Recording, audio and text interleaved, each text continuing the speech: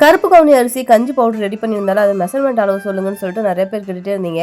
1 kilo அளவுக்கு கருப்பு கவுனி அரிசி எடுத்துக்கிட்டோம் அப்படின்னா 1/2 கிலோ அளவுக்கு கொள்ளு, 1/4 கிலோ அளவுக்கு பாசிப்பருப்பு, ஒரு 50 கிராம் அளவுக்கு சீரகம், கொஞ்சமா மிளகு சேர்த்து நல்லா தனித்தனியா வறுத்துக்கணும். அதுக்கப்புறம் 2 கைப்பிடி அளவுக்கு கருவேப்பிலை எல்லாமே மிதமான சூட்டில் நல்லா வறுத்துட்டு ஆறுனதுக்கு அப்புறம் கொஞ்சமா அதில் உப்பு சேர்த்து நம்ம பவுடர் பண்ணி எடுத்து வச்சுக்கணும். கொஞ்சம் குறப்பா அரைச்சிங்கன்னா கஞ்சிக்கு கொஞ்சம் சாப்பிட நல்லா இருக்கும். டயட் எந்த அளவுக்கு நமக்கு வெயிட் லாஸ்க்கு முக்கியமோ அதே அளவுக்கு நம்ம ஒர்க் அவுட்டும் செஞ்சோம்னா தான் நமக்கு ஃபேட்லாம் குறையும். அப்புறம் உங்க குழந்தைங்களும் நல்லா உங்கள மாதிரியே வெயிட் போட்டாங்க அப்படின்ற மாதிரி சொல்றீங்க. என்னுடைய குழந்தைங்களும் என்னோட ஜீன் தானே. நான் சாப்பிட்டாலும் சாப்பிடனாலும் என் உடம்பு அப்படிதான். எல்லாத்து வீட்லயும் எல்லா பேரண்ட்ஸுமே நல்லா சாப்பிடு, வயிறு நம்ப சாப்பிடு, வளர்ற பையன் இவ்வளவுதான் சாப்பிடணுமா, நிறைய சாப்பிடுன்ற மாதிரி சொல்வீங்க. ஆனா என்னுடைய குழந்தைங்க 2 பேத்துக்குமே நான் அளவா சாப்பிடுன்னு தான் சொல்லிட்டு இருக்கேன்.